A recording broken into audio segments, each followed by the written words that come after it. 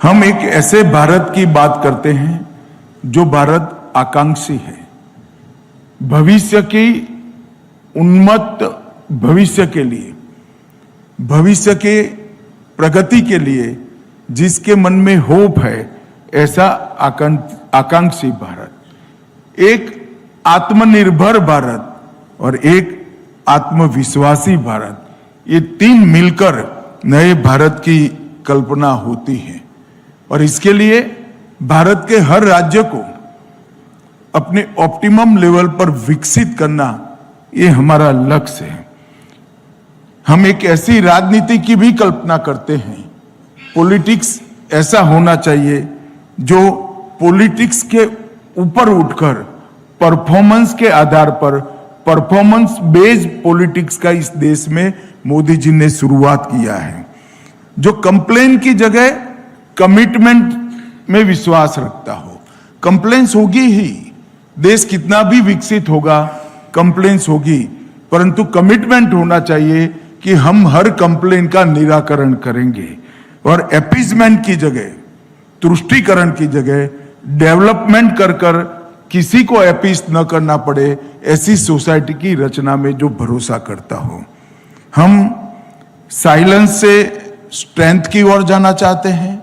जो चुप बैठे हैं, दबकर बैठे हैं, उनकी ताकत इतनी हो को उनको चुप रहने की जरूरत न पड़े। हम डाउट से डिसीजन की ओर जाना चाहते हैं और डिले से डिलीवरी की ओर जाना चाहते हैं। अगर इस 6 मुद्दों को हम इकट्ठा करते हैं तो आज की भारत की कल्पना सटीक तरीके से नए भारत की कल्पना कर सकते हैं। हमने विकसित केरल की कल्पना की है। केरल में ढेर सारा पोटेंशियल पड़ा हुआ है। केरल की संस्कृति, केरल का साहित्य और केरल का एजुकेशन के प्रति लगाव, ये पूरे भारतवर्ष में केरल को टॉप का राज्य बनाता है।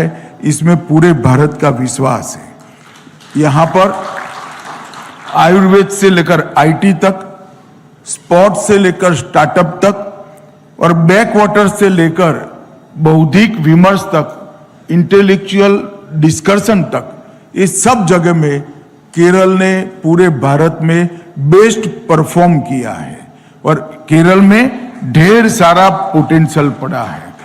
मगर यहां पर एलडीएफ, यूडीएफ, यूडीएफ, एलडीएफ, फिर एलडीएफ, यूडीएफ, ये जो क्रम चला है उसने पॉलिटिक्स में एक प्रकार की स्टैग्नेंसी, स्थगितता लाने का काम किया है। ये दोनों लोग, दोनों गठबंधन सुनिश्चित है, या तो हम करेंगे या वो करेंगे। अब केरल में अभी अभी जो लोकल बॉडीज के चुनाव हुआ, उसने पूरा परिदृश्य बदल दिया है।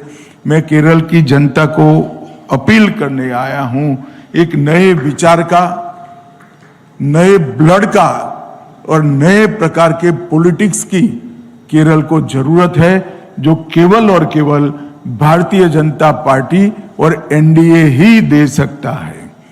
नरेंद्र मोदी जी के नेतृत्व में हम विकसित केरल की कल्पना बहुत अच्छे से कर सकते हैं।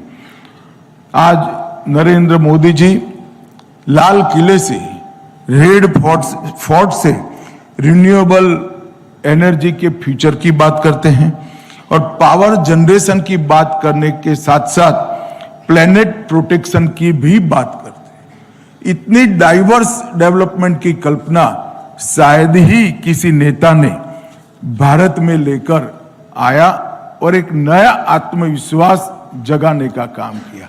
और इसी का परिणाम है कि हम 11 साल में आज दुनिया चकाचौंध होकर देख रही है, ऐसा भारत बना पाए हैं। मैं 2014 की बात करता हूं।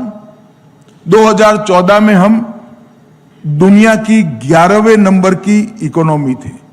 इकोनॉमी के टेबल में हम 11th प्लेस पर थे। सिर्फ 11 वर्ष में हम 11th प्लेस से आज दुनिया की 4th लार्जेस्ट इकोनॉमी बन चुके हैं।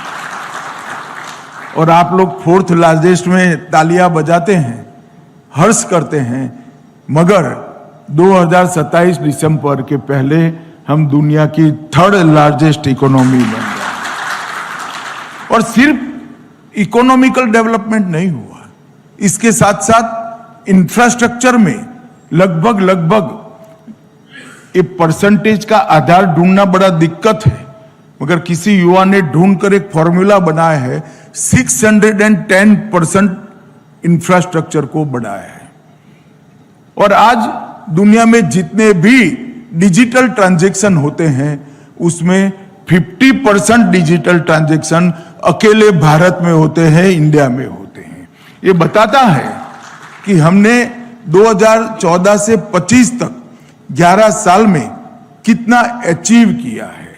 हमने 11 साल में 60 करोड़ गरीबों के लिए, 60 करोड़ गरीबों के लिए उनको घर दिया, घर में गैस दिया, उनको पीने का पानी दिया, बिजली दी है, 5 किलो फ्री ऑफ कॉस्ट अनाज दिया है और 5 लाख तक का स्वास्थ्य का पूरा खर्चा आज भारत सरकार उठा रही है। तो एक प्रकार से 60 करोड़ गरीबों के जीवन में वो जो लोग 2 पीढ़ी से संघर्ष कर रहे थे जिस चीज के लिए, वो सारा काम नरेंद्र मोदी जी ने 11 साल में समाप्त कर दिया और एक 10 साल के अंदर ही 27 करोड़ लोग गरीबी रेखा से ऊपर आ चुके हैं। सिर्फ इंफ्रास्ट्रक्चर का विकास नहीं हुआ, सिर्फ भारत मैन्युफैक्चरिंग का हब नहीं बना, सिर्फ भारत ने हर प्रकार के मैन्युफैक्चरिंग के लिए PLI स्कीम लाकर इन्वेस्टमेंट नहीं लाया है, सबसे ज्यादा FDI हम नहीं लाए, एक्सपोर्ट को अब तक सबसे ऊंचे स्तर पर सिर्फ नहीं ले गए हैं, हमने 27 करोड़ लोगों को गरीबी की रेखा के ऊपर ले जाने का काम किया है। मैं मानता हूं कि ये भारत के कंप्लीट डेवलपमेंट का मॉडल है। हमने कई प्रकार के अनेक प्रयोग कर इसको सिद्ध किया है। आज स्पेस के अंदर भारत का दबदबा है, आज स्टार्टअप के क्षेत्र में भारत का दबदबा है, R&D के 35 सेगमेंट में से 15 सेगमेंट में हम 1 से 4 में खड़े हैं और बाकी सभी सेगमेंट में 1 to 10 है।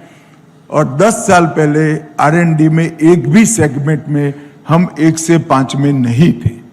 ये बहुत बड़ा अचीवमेंट है जो बताता है कि फ्यूचर भारत का है। सबसे ज्यादा पेटेंट रजिस्टर करने वाला कोई एक देश बना है 10 साल में एवरेज, तो वो हमारा भारत बना है। पेटेंट का रजिस्ट्रेशन का मतलब यहां बैठे हुए सारे लोग समझ रहे हैं, यहां R&D हो रहा है और फ्यूचर भारत की रजिस्टर्ड पेटेंट्स का है। वो आज पूरी दुनिया इसको महसूस कर रही है, इसको फील कर रही है।